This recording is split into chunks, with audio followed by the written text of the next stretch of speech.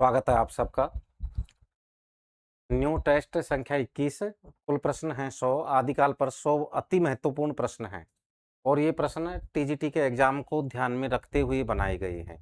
कोशिश यही है कि टीजीटी में अगर आदिकाल का कोई प्रश्न आए तो इस प्रश्नोत्तरी से बाहर बिल्कुल भी नहीं जाए। प्राकृत की अंतिम अपभ्रंश अवस्था से ही हिंदी साहित्य का आविर्भाव माना जा सकता है। मान्यता किस विद्वान की है? डॉक्टर नगेंद्र, डॉक्टर बच्चन सिंह, रामचंद्र शुक्ल, गणपति चंद्र गुप्त। प्राकृत की अंतिम अपभ्रंश अवस्था से ही हिंदी साहित्य का आविर्भाव माना जा सकता है। मान्यता किस विद्वान की है? डॉक्टर नगेंद्र, बच्चन सिंह, रामचंद्र शुक्ल, गणपति चंद्र गुप्त। तो यहाँ सही उत्तर क्या होगा? आचार्य रामचंद्र शुक्ल। यह मान्यता किस विद्वान की है? आचार्य रामचंद्र शुक्ल की है।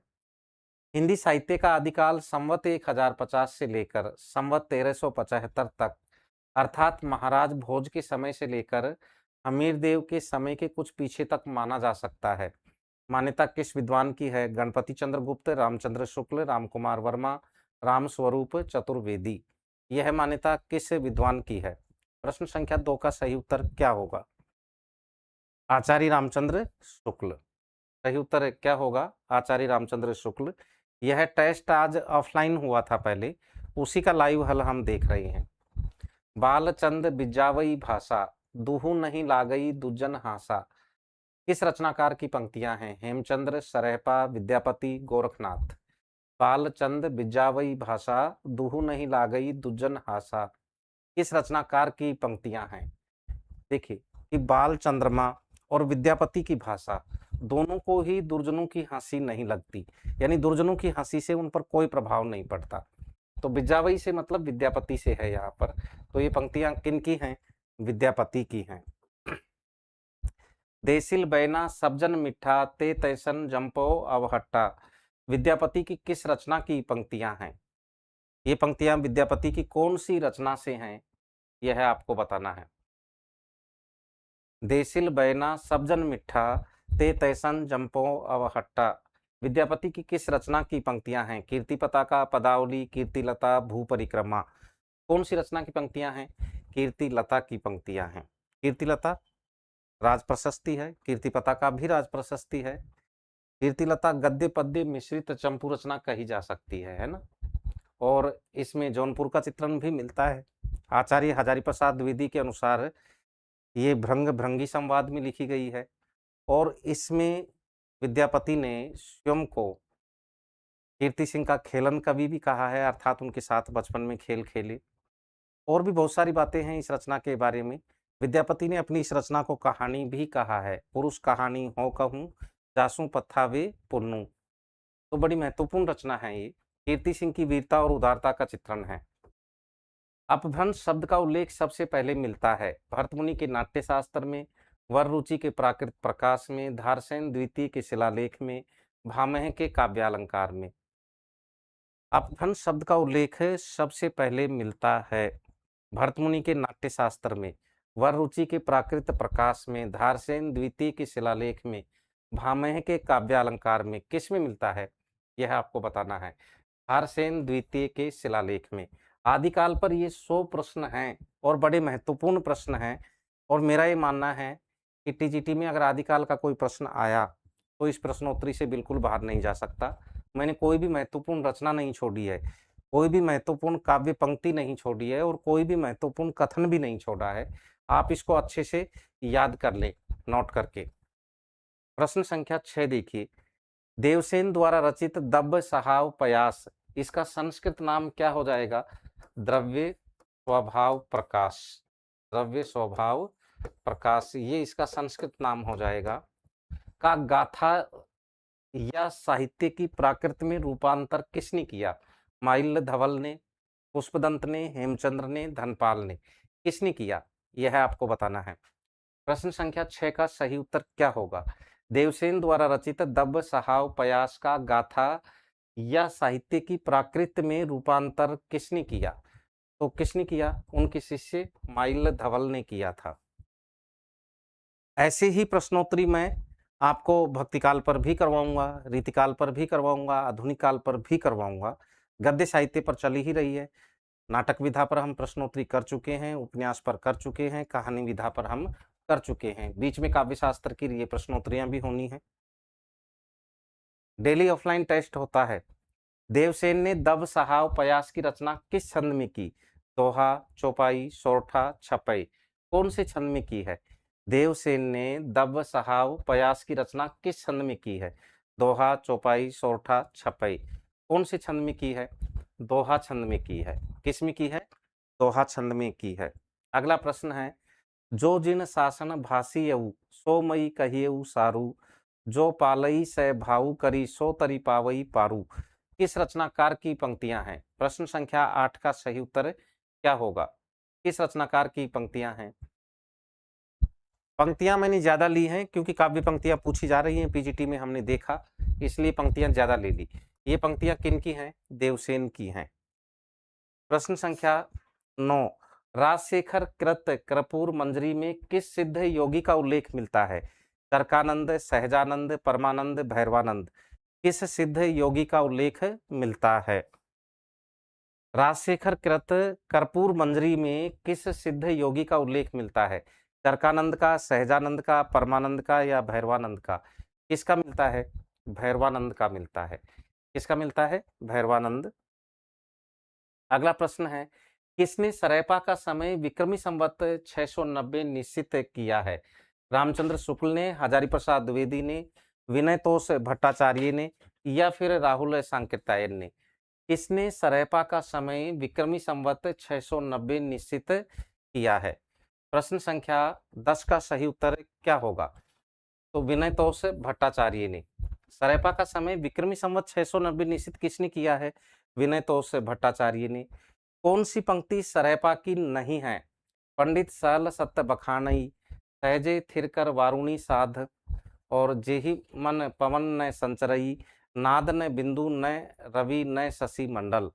कौन सी पंक्ति इनमें से सरेपा की नहीं है, यह आपको बताना है। इनमें से कौन सी पंक्ति सरेपा की नहीं है? देखिए, एक तो ये साथ शब्द नहीं है, साध शब्द होगा, शुद्ध है ना, साध होगा, और यही उत्तर भी है। ये पंक्ति जो है ये किसकी है? विरूपा की है। किसकी है? विरूपा की पंक्ति है। ध्यान रखें इसका भी कि पंक्ति किसकी है। मान लीजिए यही पंक्ति आ जाए तो किसकी होगी? विरूपा की होगी। अगला प्रश्न है, कौन सी पंक्ति एवं उसका रचनाकार सुमिलित नहीं है? भाव न होई अभाव न जाई लुइपा, एक न कीजई मंत्र न तंत्र, कि एक भी मत करो, न मंत्र न तंत्र, ससुरी नींद गेल बहुड़ी जागए कुकुरिपा, बेंगय संसार बाढ़हिल जाए डोंबिपा। कौन सी पंक्ति और उसका रचनाकार सुमिलित नहीं है, यह आपको बताना है। कौन सी पंक्ति और उसका रचनाकार सुमिलित नहीं है? बेंग संसार बाढ़हिल जाए डोंबिपा की नहीं है, तांतिपा की पंक्ति है। किन की पंक्ति है? तांतिपा की पंक्ति। ये पंक्ति किन की है? तांतिपा की पंक्ति है। आदिकाल पर मैं आपको कम से कम 10 टेस्ट करवा चुका हूं, सबको देख लेना अच्छे से। रीतिकाल पर भी कम से कम 5-7 टेस्ट हो चुके हैं, ऐप पर अपलोड हैं सारे टेस्ट पेपर। राहुल सांकृत्यायन के अनुसार सरेपा का समय है 669 ईस्वी, 769 ईस्वी, 869 ईस्वी, 969 ईस्वी। राहुल सांकृत्यायन के अनुसार सरेपा का समय कौन सा है, यह आपको बताना है। राहुल सांकृत्यायन के अनुसार सरेपा का समय कौन सा है? 769 ईस्वी है। कौन सा है? 769 ईस्वी है। प्रश्न संख्या 14 है, सरेपा के ग्रंथों की संख्या मानी जाती है 32, 34, 36, 38। सरेपा के ग्रंथों की संख्या कितनी मानी जाती है? हालांकि उपलब्ध एक भी नहीं है। सरेपा के ग्रंथों की संख्या कितनी मानी जाती है? 32, 34, 36, 38। सरेपा के ग्रंथों की संख्या 32 मानी जाती है। कितनी मानी जाती है? 32 मानी जाती है। अगला प्रश्न है, तरियापद किसकी प्रसिद्ध पुस्तक है? सरेपा, सबरपा, लुइपा, कणैपा। किसकी प्रसिद्ध पुस्तक है, यह आपको बताना है। तरियापद किसकी प्रसिद्ध पुस्तक है? प्रश्न संख्या 15 का सही उत्तर क्या होगा? प्रश्न संख्या 15 का सही उत्तर होगा सबरपा। इनका जो समय है वो क्या है? 780 ईस्वी के लगभग है, और किसकी प्रसिद्ध पुस्तक है? सबरपा की है। 84 सिद्धों में सबसे ऊंचा स्थान किसका माना जाता है? देखिए, कालक्रम के अनुसार पहले सिद्ध सरेपा है, पांडित्य की दृष्टि से कणैपा बेजोड़ है, चोटी के विद्वान है, सर्वश्रेष्ठ है, रचनाएं भी सबसे ज्यादा कणैपा ने की हैं। लेकिन साधना की दृष्टि से सबसे ऊंचा स्थान किसका माना जाता है? सरेपा का, लुइपा का, कण्हैपा का, डोम्भिपा का? किसका माना जाता है? लुइपा का माना जाता है। इनकी साधना का प्रभाव देखकर उड़ीसा के तत्कालीन शासक और उनके मंत्री इनके शिष्य बन गए थे, जो दारिकापा और डेंगीपा नामों से प्रसिद्ध भी हुए। तो सही उत्तर क्या होगा? लुइपा होगा। का तरवर पंच बिडाल चंचल चिए पैठो काल, वेरी मोस्ट इंपॉर्टेंट पंक्तियां हैं, बिल्कुल आने लायक पंक्तियां हैं। किसकी पंक्तियां हैं? सरेपा, लुइपा, कण्हैपा, सबरपा। कई बार आपने ये पढ़ी हैं और सबको याद है, सबका सही भी होना चाहिए। किसकी पंक्तियां हैं? प्रश्न संख्या 17 का सही उत्तर क्या होगा? बी होगा, बिल्कुल सही बात है। लुइपा की पंक्तियां हैं। किनकी हैं? लुइपा की। लुइपा किसके शिष्य थे? सरेपा, कण्हैपा, सबरपा, डोम्भिपा। लुइपा किसके शिष्य थे? लुइपा इनमें से किसके शिष्य थे, यह आपको बताना है। लुइपा किसके शिष्य थे? गुरु शिष्य परंपरा लिखवा रखी है सिद्धों की आपको। सबरपा के शिष्य थे। किसके थे? सबरपा के। अगला प्रश्न है, डोम्भिपा ने किससे दीक्षा ग्रहण की? भूसुकपा से, कुकुरिपा से, विरूपा से, कण्हैपा से? किससे दीक्षा ग्रहण की? प्रश्न संख्या 19, डोम्भिपा ने किससे दीक्षा ग्रहण की? भूसुकपा से, कुकुरिपा से, विरूपा से, कण्हैपा से? प्रश्न संख्या 19 का सही उत्तर क्या होगा? 19 का सही उत्तर होगा विरूपा से। हालांकि विरूपा अशुद्ध लिखा हुआ है, रू बड़ा आएगा। विरूपा से। प्रश्न संख्या 20, निम्नलिखित में से डोम्भिपा की रचना नहीं है। डोम्भी गीतिका, योगचर्या, अक्षर द्विकोपदेश, कावेरी गीतिका। इनमें से डोम्भिपा की रचना कौन सी नहीं है? प्रश्न संख्या 20 का सही उत्तर क्या होगा? डोम्भिपा की रचना इनमें से कौन सी नहीं है? प्रश्न संख्या 20 में डी बता रहे हैं आप, बिल्कुल सही है। कावेरी गीतिका जो है वो किसकी रचना है? अगर इसकी हम बात करें, आर्य देवपा की रचना है। किसकी रचना है? आर्य देवपा की रचना। आर्य देवपा की रचना है। यह प्रश्नोत्तरी टीजीटी के एग्जाम को ध्यान में रखते हुए है और आदिकाल का कोई भी प्रश्न इससे बाहर जाने के बिल्कुल भी चांस नहीं है। इसको आप अच्छे से याद कर लेना, क्योंकि इसमें इस प्रश्नोत्तरी में न कोई रचना छोड़ी गई है और न ही कोई काव्य पंक्ति छोड़ी गई है। मेरे हिसाब से इसमें से प्रश्न मिलने चाहिए, बाकी तो भगवान की इच्छा, पेपर होने के बाद में हम देखेंगे। ऐसे ही मैं भक्ति काल पर भी करवाने वाला हूँ, रीतिकाल पर भी, आधुनिक काल पर भी, गद्य विधाओं पर भी, और विशेषकर छोटी विधाएं हैं जो आत्मकथा, जीवनी, इन सब पर प्रश्न करवाऊंगा अच्छे से आपको, ताकि प्रश्नोत्तरी में से ही बहुत कुछ आपको मिल जाए। किसकी साधना का प्रभाव देखकर उड़ीसा के तत्कालीन राजा तथा मंत्री उनके शिष्य बन गए थे? सरेपा, कण्हैपा, लुइपा, सबरपा। किसकी साधना का प्रभाव देखकर उड़ीसा के तत्कालीन राजा तथा मंत्री उनके शिष्य बन गए थे? सरेपा, कण्हैपा, लुइपा, सबरपा। सही उत्तर क्या होगा? लुइपा। जो राजा थे वो तो दारिकपा के नाम से प्रसिद्ध हुए। राजा तो किस नाम से प्रसिद्ध हुए? दारिकपा के नाम से प्रसिद्ध हुए। और मंत्री जो थे वो किस नाम से प्रसिद्ध हुए? मंत्री डेंगीपा के नाम से प्रसिद्ध हुए। मंत्री किस नाम से प्रसिद्ध हुए? डेंगीपा के नाम से प्रसिद्ध हुए। अगला प्रश्न है प्रश्न संख्या 22, कौन सा सिद्ध कवि बिहार के सोमपुरी नामक स्थान पर रहता था? आर्य देवपा, सरेपा, विरूपा, कण्हैपा। कौन सा सिद्ध कवि इस चैनल पर व्याकरण की प्रश्नोत्तरी टॉपिक वाइज भी उपलब्ध है और समग्र पाठ्यक्रम पर भी है। चैनल को खोज लो, थोड़ा सा अच्छे से देख लो कि कौन कौन से टेस्ट पेपर पड़े हुए हैं। वर्ण विचार पर अलग प्रश्नोत्तरी है, संधि पर अलग है, समास पर अलग है, उपसर्ग पर अलग है, प्रत्यय पर अलग है, समास पर भी है, सब पर है। ऐसा कोई टॉपिक नहीं है जिससे संबंधित प्रश्नोत्तरी इस चैनल पर न हो। आप देखिए आराम से खोज कर। कौन सा सिद्ध कवि बिहार के सोमपुरी नामक स्थान पर रहता था? प्रश्न संख्या 22 का सही उत्तर क्या होगा? बिहार के सोमपुरी नामक स्थान पर इनमें से कौन रहता था? कण्हैपा रहते थे। कौन रहते थे? कण्हैपा रहते थे। प्रश्न संख्या 23 देखिए, डोम्भिपा की रचनाओं की संख्या मानी जाती है 20, 21, 22, 23। डोम्बिपा की रचनाओं की संख्या कितनी मानी जाती है इनमें से? 20, 21, 22, 23 कितनी मानी जाती है? डोम्बिपा की रचनाओं की संख्या कितनी मानी जाती है? 21 मानी जाती है। कितनी मानी जाती है? 21। कड़ैपा ने किसे अपना गुरु बनाया था? कुकुरिपा को, जालंधरपा को, कंबलपा को, जयनंदीपा को? कड़ैपा ने किसे अपना गुरु बनाया था? कुकुरिपा को, जालंधरपा को, कंबलपा को, जयनंदीपा को? किसको बनाया था? प्रश्न संख्या 24 का सही उत्तर क्या होगा? किसको बनाया था? जालंधरपा को बनाया था। किसको बनाया था? जालंधरपा को। गंगा जमुना माझेरे बहर नाई किस सिद्ध कवि की पंक्ति है? और थोड़ा सा और भी देखेंगे हम। गंगा कहा गया इड़ा को, कौन सी नाड़ी को कहा गया? इड़ा को। तो क्या कहा गया? गंगा इड़ा नाड़ी को कहा गया। जमुना किसको कहा गया? जमुना कहा गया पिंगला को। किसको कहा गया? पिंगला को कहा गया है। किस सिद्ध कवि की पंक्तियां हैं? और वेरी मोस्ट इंपोर्टेंट लगा लेना इसको, वेरी मोस्ट इंपोर्टेंट। किस सिद्ध कवि की पंक्तियां हैं? प्रश्न संख्या 25 का सही उत्तर क्या होगा? डोम्बिपा होगा। ये किन की पंक्तियां हैं? डोम्बिपा की हैं। थोड़ा सा प्रतीक भी ध्यान रखना, गंगा किसे कहा गया है, जमुना किसे कहा गया है। इसके बाद में कणैपा की रचनाओं की संख्या मानी जाती है 72, 74, 76, 78। सिद्धों में सबसे ज्यादा रचनाएं की किसने है? कणैपा ने। पांडित्य में बेजोड़ कौन है? कणैपा है। कणैपा की रचनाओं की संख्या कितनी मानी जाती है? प्रश्न संख्या 26 का सही उत्तर क्या होगा?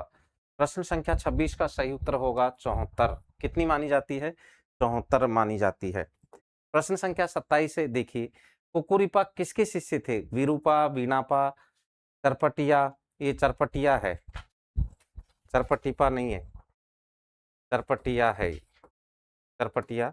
तो कुकुरिपा किसके शिष्य थे? प्रश्न संख्या 27 का सही उत्तर क्या होगा? कुकुरिपा किसके शिष्य थे? सही उत्तर यही है, चरपटिया के ही शिष्य थे।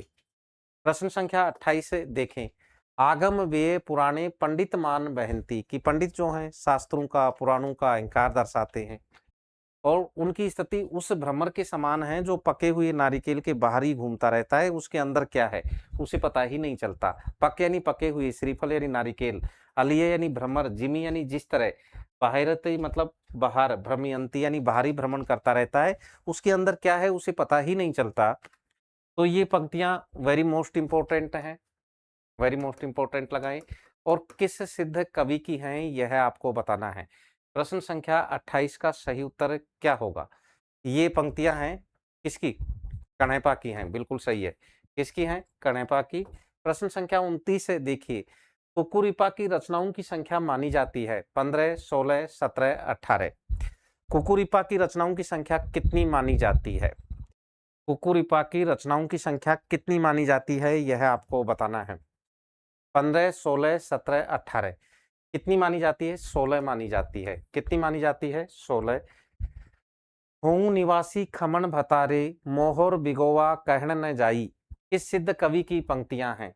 आर्यदेवपा, जयनंदीपा, कंबलपा, कुकुरिपा? किस सिद्ध कवि की पंक्तियां हैं यह आपको बताना है। हों निवासी खमन भतारे मोहर बिगोवा कहन न जाई किस सिद्ध कवि की पंक्तियां हैं? प्रश्न संख्या 30 का सही उत्तर क्या होगा? कुकुरिपा होगा। ये पंक्तियां किसकी हैं? कुकुरिपा की हैं। देखिए, तैयारी आप कर रहे हैं अपने स्तर पर, बहुत अच्छी बात है, लेकिन कुछ पुस्तकें मैं आपको बता रहा हूं, ये आपके पास अनिवार्य रूप से होनी चाहिए अगर आप बिल्कुल आश्वस्त होना चाहते हैं कि कोई भी प्रश्न हमारा गलत न हो। तो इसके लिए अच्छी पुस्तकें पढ़ना भी बहुत जरूरी है। मानक हिंदी व्याकरण उपलब्ध है और इसमें व्याकरण से संबंधित सभी टॉपिक हैं। सबसे अच्छी बात इस पुस्तक की क्या है कि प्रत्येक टॉपिक के बाद में अभ्यास के लिए कम से कम 100 प्रश्नोत्तर दिए हुए हैं। उनमें से 50 तो ऐसे जो किसी न किसी एग्जाम में आए हुए हैं और 50 ऐसे जो मैंने बनाकर डाल रखे हैं अपनी तरफ से। एक तो ये बड़ी लाजवाब पुस्तक आपके लिए है, अलग अलग पुस्तकें पढ़ने की आवश्यकता ही नहीं रहेगी। व्याकरण की पुस्तक ये ऐसी कंप्लीट पुस्तक है जिसमें वासुदेव नंदन जी भी हैं, जिसमें कामता प्रसाद गुरु भी है, जिसमें आपके उदय नारायण तिवारी भी हैं, बाबूराम सक्सेना भी हैं, मंगलदेव शास्त्री भी हैं, सब हैं इस पुस्तक में। मैंने सबके मत दिए हुए हैं। प्रत्येक टॉपिक के बाद में कुछ स्मरणीय बिंदु दिए हुए हैं। उसमें जो भी प्रसिद्ध वैयाकरण है उनके मत उद्धृत किए गए हैं इस पुस्तक में। और काव्य शास्त्र की पुस्तक का प्रदर्शन तो आपने देख ही लिया होगा। जो यूपी पीजीटी में 16 प्रश्न जो आए काव्य शास्त्र से संबंधित, 13 प्रश्न इस पुस्तक में से थे। 13 प्रश्न जो थे, अलंकार का उदाहरण बाहर नहीं गया, परिभाषा बाहर नहीं गई, कोई छंद इससे बाहर नहीं गया। वस्तुनिष्ठ काव्य शास्त्र और काव्यांग। वस्तुनिष्ठ लिखने से ये न समझे कि ऑब्जेक्टिव बुक होगी, नहीं, डेस्क्रिप्टिव बुक है। प्रत्येक अलंकार के कम से कम 20-20 उदाहरण, शब्द शक्ति के कम से कम 200 उदाहरण, प्रत्येक अलंकार की परिभाषा। काव्य दोष का जो कठिन प्रश्न आया था उस वो इसमें है, वो भी दिया हुआ है, सारे इसमें हैं। तो ये पुस्तकें हैं आपके लिए। एलटी की डेट आगे बढ़ गई है। जो मेंस की तैयारी कर रहे हैं तो हिंदी साहित्य अनुशीलन से बढ़िया पुस्तक उनके लिए नहीं हो सकती। इसमें लगभग एलटी के पाठ्यक्रम के अनुसार 500 प्रश्न हैं, चाहे वो इतिहास से संबंधित हो, काव्य शास्त्र से संबंधित हो, व्याकरण से संबंधित हो, भाषा विज्ञान से संबंधित हो, गद्य रचनाओं से संबंधित हो। सबसे अच्छी बात इस पुस्तक की, नेट जेआरएफ के पाठ्यक्रम में शामिल संपूर्ण रचनाओं पर इसमें मैटर दिया गया है। और भाषा एक आलोचक की जैसी होनी चाहिए वैसी है। अब मार्केट में कई पुस्तकें ऐसी हैं, 4-4 लाइनों में उत्तर दे रखा है प्रश्न का, न कोई पद्य की पंक्तियां हैं उसमें, न आलोचकों के मत हैं। तो ऐसा सरल लिखने से, 4-5 पंक्तियों में लिखने से आपको पूरे नंबर नहीं मिल सकते। पूरे नंबर अगर लेने हैं तो अच्छी पुस्तकें पढ़ें। नेट जेआरएफ के लिए जो विद्यार्थी तैयारी कर रहे हैं तो ये नया एडिशन आया है। इसमें 2004 से लेकर 2026 तक के 4325 प्रश्नों की 17300 व्याख्याएं हैं। और व्याख्याएं बहुत प्रामाणिक और डीपली हैं। अगर इस पुस्तक को आप पढ़ते हैं, नेट आसानी से क्लियर हो सकता है। और ये पुस्तक केवल नेट के लिए नहीं है। 17300 व्याख्याएं हैं। इतिहास के प्रश्न हैं, काव्य शास्त्र के हैं, व्याकरण के हैं, गद्य साहित्य के हैं, पाठ्यक्रम में शामिल रचनाओं के हैं, उनकी डीपली प्रामाणिक व्याख्या है। बार बार रिवीजन करते हैं तो पूरा कॉन्सेप्ट आपको समझ में आता है। इस पुस्तक के लिए ये जो नंबर दिए हुए हैं इन पर आप संपर्क कर सकते हैं। ये नंबर आपको अच्छे से दिख रहे होंगे, बाद में इसको स्क्रीनशॉट लेकर जूम कर कर देख लेना आप। मार्केट में नेट जेआरएफ के बहुत सारे सोलो पेपर उपलब्ध हैं, लेकिन वो इस स्तर के नहीं है, इतने प्रामाणिक नहीं है, इतनी डीपली नहीं है। बहुत डीपली व्याख्याएं हैं। जिन विद्यार्थियों ने ये पुस्तकें ली हैं वो इनका महत्व अच्छे से जानते हैं। इनके डेमो पेज आपको मैं भेज दूंगा, इसके लिए आप व्हाट्सअप कर सकते हैं। जो नंबर दिए हुए हैं इस पुस्तक को लेने के लिए आप इन नंबरों पर भी संपर्क कर सकते हैं, इन नंबरों पर भी संपर्क कर सकते हैं। जब एक बार आप इसको पढ़ेंगे तो आपको पता चलेगा कि किस लेवल की पुस्तक है। ये आपके नेट जेआरएफ के लिए, DSSB के लिए और सभी राज्यों के असिस्टेंट प्रोफेसर के एग्जाम के लिए बड़ी महत्वपूर्ण पुस्तक सिद्ध होने वाली है ये। और इसका अल्प समय में ही चौथा संस्करण आना मायने रखता है कि विद्यार्थियों ने कितना इसको आदर दिया है इस पुस्तक को। अगला प्रश्न है, कौन सी रचना और उसका रचनाकार सुमिलित नहीं है? कौन सी रचना और उसका रचनाकार सुमिलित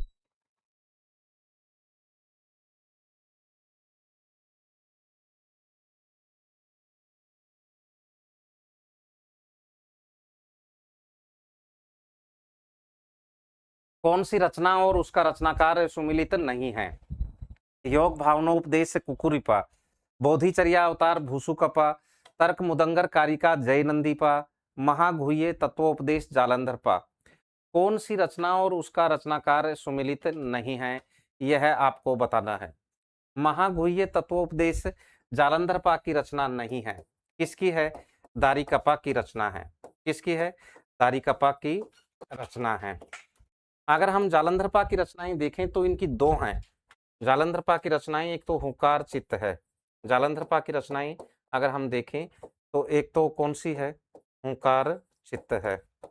और एक रचना इनकी और है जिसका नाम है विमुक्त मंजरी गीति। एक रचना कौन सी है? विमुक्त मंजरी गीति है। एक रचना कौन सी है? विमुक्त मंजरी गीति है। इनकी रचनाएं ये हैं जालंधरपा की, हुंकार चित्त और विमुक्त मंजरी गीति। महागुह्य तत्वोपदेश किसकी रचना है? दारिकपा की रचना है। त्रावकाचार का रचना काल है। त्रावकाचार का रचना काल क्या है, यह आपको बताना है। त्रावकाचार का रचना काल क्या है? 933 ईस्वी, 934 ईस्वी, 935 ईस्वी या 936 ईस्वी, यह आपको बताना है। 933 ईस्वी। देवसेन, रचनाकार कौन है? देवसेन। हिंदी की प्रथम रचना है, हिंदी की प्रथम रचना है। 250 दोहा छंद हैं, 250 कौन से छंद हैं इसमें? दोहा छंद हैं, 250 दोहा छंद। श्रावक एवं गृहस्थ धर्मों का चित्रण है, श्रावक एवं गृहस्थ धर्मों का चित्रण, गृहस्थ धर्मों का चित्रण है, श्रावक और गृहस्थ धर्मों का चित्रण है। शांत रस प्रधान उपदेशात्मक रचना है, शांत रस प्रधान उपदेशात्मक रचना। कैसी रचना है? शांत रस प्रधान उपदेशात्मक रचना है। तो श्रावकाचार का रचनाकाल क्या है? 933 ईस्वी है। रचनाकार कौन है? देवसेन। हिंदी की प्रथम रचना है, 250 दोहा छंद है इसमें। श्रावक एवं गृहस्थ धर्मों का चित्रण है, शांतरस प्रधान उपदेशात्मक रचना है। भरतेश्वर बाहुबली रास के संबंध में असत्य कथन है। पुस्तकों की कीमत क्या है?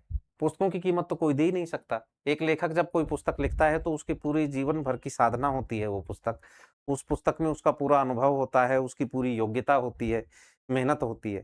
पहले तो आप इन पुस्तकों के लिए व्हाट्सएप मैसेज करें और इनके डेमो पेज देखें और प्रश्नों को देखें कि किस लेवल के हैं।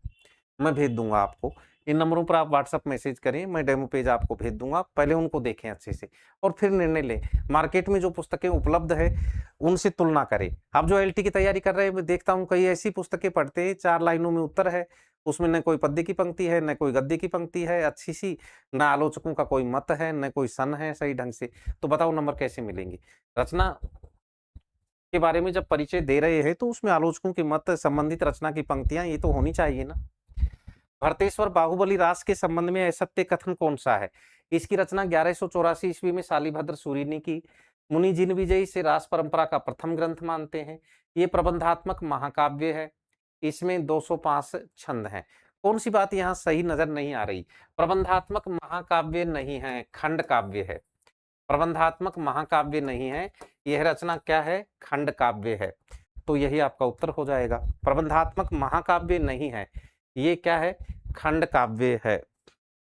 नोट्स भी उपलब्ध हैं। जो विद्यार्थी दुर्भाग्यवश हमसे नहीं जुड़ पाए या जिन्होंने कोर्स ले लिया, अभी हाल ही में लिया है और नोट्स तैयार नहीं कर पाए, तो हिंदी साहित्य के इतिहास के, हिंदी साहित्य के इतिहास के डीपली नोट्स कोचिंग में उपलब्ध हैं और गद्य साहित्य के नोट्स भी कोचिंग में उपलब्ध हैं। और मेरे नोट्स ऐसे हैं जिनमें बचन सिंह जी भी होंगे, रामस्वरूप चतुर्वेदी भी होंगे, राम कुमार वर्मा भी होंगे, मोहन अवस्थी भी होंगे, नलिन विलोचन शर्मा भी होंगे, शुक्ल जी भी होंगे, नगेंद्र भी होंगे, सब होंगे। गद्य साहित्य के और हिंदी साहित्य के इतिहास के नोट्स कोचिंग में उपलब्ध हैं, आप कभी भी आकर के प्राप्त कर सकते हैं। जो लेट जुड़े हैं तो वो प्राप्त कर सकते हैं। साथ ही इस तरह के 5000 प्रश्नोत्तर भी उपलब्ध हैं, 5000 प्रश्नोत्तर भी उपलब्ध हैं कोचिंग में। इनके लिए आप कोचिंग में आकर संपर्क कर सकते हैं। साथ ही डेली टेस्ट भी चल रहे हैं ऑफलाइन। अब आज की प्रश्नोत्तरी से आपको आइडिया हो जाएगा कि आदिकाल में क्या प्रश्न इससे बाहर जा सकता है। इसी तरह से हम प्रश्नोत्तरी करवाते हैं। डेली टेस्ट चल रहा है शाम को 6 बजे से 8 बजे तक होता है, डेली होता है और क्लास में ही उसका व्याख्यात्मक हल करवा दिया जाता है। कल नहीं करवाया गया था, आज नहीं करवाया गया क्योंकि मैं यूट्यूब पर करवा रहा हूँ, इसलिए मैंने क्लास में नहीं करवाया। तो 5000 प्रश्नोत्तर आदिकाल से लेकर के आधुनिक काल तक के और विधाओं पर भी प्रश्नोत्तरी है इसमें, ये उपलब्ध हैं। गद्य साहित्य के डीपली नोट्स उपलब्ध हैं, इतिहास के नोट्स भी उपलब्ध हैं, इनको पढ़ें अच्छे से आप। चंदनवाला रास में कितने छंद हैं? 30, 35, 42, 58। चंदनवाला रास में कितने छंद हैं, यह आपको बताना है। चंदनवाला रास में कितने छंद हैं, बताइए। चंदनवाला रास में कितने छंद हैं? 35 हैं। क्या है ये? रचनाकार कौन है? रचनाकार हैं आसगू। रचनाकार कौन है? आसगू हैं। रचनाकाल क्या है? रचनाकाल 1200 ईस्वी है। रचनाकाल क्या है इसका? 1200 ईस्वी है और ये लघु खंड काव्य है। अगर काव्य रूप की बात करें तो काव्य रूप की बात करें तो क्या है? लघु खंड काव्य है। काव्य रूप लघु खंड काव्य है। जब 35 छंद है तो लघु ही होगा, विशाल कहाँ से होगा। प्रधान रस इसमें करुण है। प्रधान रस कौन सा है इसमें? प्रधान रस इसमें करुण है। प्रधान रस कौन सा है? करुण है इसमें। और चंपा नगरी के राजा दधिवाहन की पुत्री है कौन? चंदनबाला। उसकी कथा है, किस तरह से वो अपने सतीत्व पर अटल रहती है उसका चित्रण है। चंदनबाला ने किससे दीक्षा ग्रहण की थी? ज्यादा मैं इसलिए नहीं बता रहा इस रचना के बारे में, आगे मैंने और प्रश्न दिए हैं इस पर। चंदनबाला ने किससे दीक्षा ग्रहण की? पार्श्वनाथ से, नेमिनाथ से, ऋषभदेव से, महावीर से। चंदनबाला ने किससे दीक्षा ग्रहण की थी, यह आपको बताना है। चंदनबाला ने किससे दीक्षा ग्रहण की? पार्श्वनाथ से, नेमिनाथ से, ऋषभदेव से, महावीर से। महावीर से की थी। किससे दीक्षा ग्रहण की थी? महावीर से। प्रश्न संख्या 36, स्थूलीभद्र रास के रचनाकार हैं विजयसेन सूरी, नयनचंद्र सूरी, जिनधर्म सूरी, जिन पद्म सूरी। स्थूलीभद्र रास के रचनाकार कौन है, यह आपको बताना है। कौन है? प्रश्न संख्या 36 का सही उत्तर क्या होगा? जिन धर्म सूरी हैं। रचनाकाल क्या है इसका? रचनाकाल है 1209 ईस्वी। रचनाकाल क्या है? रचनाकाल भी याद रखें, मोस्ट इंपोर्टेंट है, पूछा जा सकता है। तो रचनाकाल क्या है इसका? 1209 ईस्वी है। हो गया। अगला प्रश्न देखिए, प्रश्न संख्या 37, रेवंतगिरी रास का रचनाकाल है 1213, 1231, 1258, 1272। रेवंतगिरी रास का रचनाकाल क्या है? रेवंतगिरी रास का रचनाकाल क्या है, यह आपको बताना है। 1231 ईस्वी है। रचनाकार कौन है? विजयसेन सूरी हैं। रचनाकार कौन है? रचनाकार है विजयसेन सूरी। रचनाकार कौन है? विजयसेन सूरी है। प्रश्न संख्या 38 से देखिए, नेमिनाथ रास के संबंध में असत्य कथन है। इसकी रचना सुमति गणी ने, गुणी नहीं है, गणी, गणी कहते थे गणाध्यक्ष को।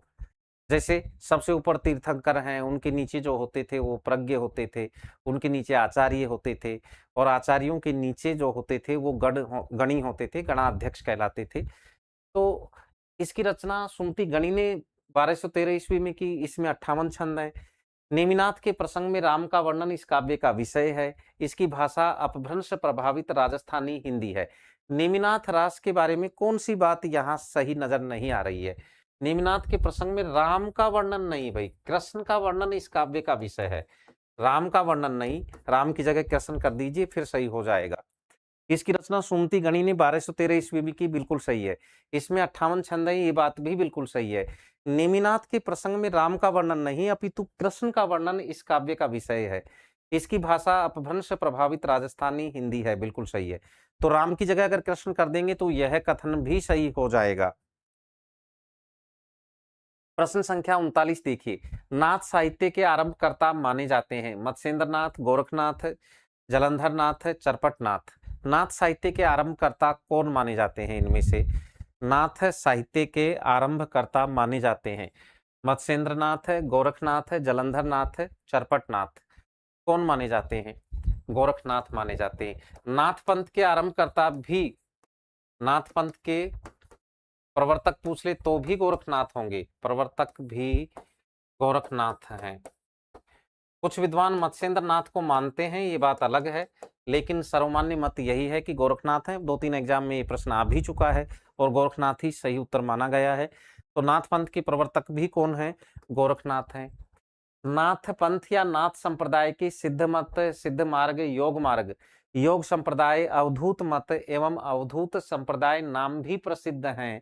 मान्यता किस विद्वान की है? रामचंद्र शुक्ल, रामकुमार वर्मा, हजारी प्रसाद द्विवेदी, गणपति चंद्र गुप्त। मान्यता किस विद्वान की है? कुछ महत्वपूर्ण कथन तो आपको देखने ही पड़ेंगे, 1-2 कथन तो आते ही हैं। नाथ पंथ या नाथ संप्रदाय की सिद्ध मत, सिद्ध मार्ग, योग मार्ग, योग संप्रदाय, अवधूत मत एवं अवधूत संप्रदाय नाम भी प्रसिद्ध है। मान्यता किस विद्वान की है? रामचंद्र शुक्ल, रामकुमार वर्मा, हजारी प्रसाद द्विवेदी या गणपति चंद्र गुप्त। हजारी प्रसाद द्विवेदी, इनकी तो बड़ी चर्चित पुस्तक है नाथ संप्रदाय, हजारी प्रसाद द्विवेदी की आलोचनात्मक कृति है इनकी। राहुल सांकृत्यायन के अनुसार गोरखनाथ का समय है 845 ईस्वी, 9वीं शताब्दी, 11वीं शताब्दी या 13वीं शताब्दी। राहुल सांकृत्यायन के अनुसार गोरखनाथ का समय है 845 ईस्वी, 9वीं शताब्दी, 11वीं शताब्दी या फिर 13वीं शताब्दी। सही उत्तर क्या होगा? 845 ईस्वी। 9वीं शताब्दी हजारी प्रसाद द्विवेदी के अनुसार है, बाकी और के अनुसार भी याद रखें, हजारी प्रसाद द्विवेदी के अनुसार है। ठीक है। 11वीं शताब्दी पीताम्बर दत्त बड़थवाल के अनुसार है। किसके अनुसार है? पीताम्बर दत्त बड़थवाल के अनुसार है। पीताम्बर दत्त बड़थवाल के अनुसार है। और 13वीं शताब्दी जो सर्वमान्य मत है वो रामचंद्र शुक्ल और रामकुमार वर्मा के अनुसार है। रामचंद्र शुक्ल एवं रामकुमार वर्मा के अनुसार, एवं रामकुमार वर्मा के अनुसार है। रामकुमार वर्मा के अनुसार क्या है? 13वीं शताब्दी है, जो सर्वमान्य मत भी है। ये जो मत है ये सर्वमान्य मत है। सीधा प्रश्न आ जाए कि गोरखनाथ का समय है तो फिर क्या होगा? 13वीं शताब्दी होगा। राहुल सांकृत्यायन जी के अनुसार क्या है? 845 ईस्वी है। अगला प्रश्न है, गोरखनाथ की रचनाओं की संख्या मानी जाती है 40, 41, 42, 43। गोरखनाथ की रचनाओं की संख्या कितनी मानी जाती है? प्रश्न संख्या 42 का सही उत्तर क्या होगा? तो गोरखनाथ की रचनाओं की संख्या 40 मानी जाती है डॉक्टर नगेंद्र के अनुसार। किनके अनुसार? डॉक्टर नगेंद्र। अलग अलग विद्वान अलग अलग मानते हैं। डॉक्टर नगेंद्र के अनुसार फिलहाल कितनी मानी जाती है? 40 मानी जाती है। अगला प्रश्न है प्रश्न संख्या 43। पीताम्बर दत्त बड़थवाल के अनुसार गोरखनाथ की रचनाओं की संख्या है 12, 14, 16, 18। कितनी है? पीताम्बर दत्त बड़थवाल के अनुसार गोरखनाथ की रचनाओं की संख्या है 12, 14, 16, 18। कितनी है यह आपको बताना है। तो यहाँ सही उत्तर क्या हो जाएगा? 14 हो जाएगा। और कौन कौन सी है अगर आप देखें तो शब्दी है, थोड़ा सा याद भी हो जाएंगी। प्राण संकली है, शब्दी सबसे प्रामाणिक है। शिष्या दर्शन है, शिष्या शब्द अशुद्ध लिखेंगे हम, दर्शन भी अशुद्ध लिखेंगे। यहाँ पर दर्शन शब्द हम ऐसे ही लिखेंगे। नरवे बोध है, एक रचना कौन सी है?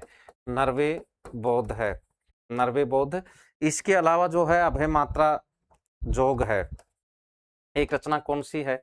अभय मात्रा जोग है। जो 14 रचनाएं मानी हैं वो कौन कौन सी हैं? आत्म बोध है, आत्म नहीं लिखेंगे, शुद्ध शब्द आत्म है लेकिन अब इसका तद्भव बनाकर लिखेंगे हम, तो कौन सी हो जाएगी? आत्म बोध हो जाएगी। 15 तिथि है, सप्तवार है, 15 तिथि। एक रचना कौन सी है? सप्तवार है, 15 तिथि सप्तवार।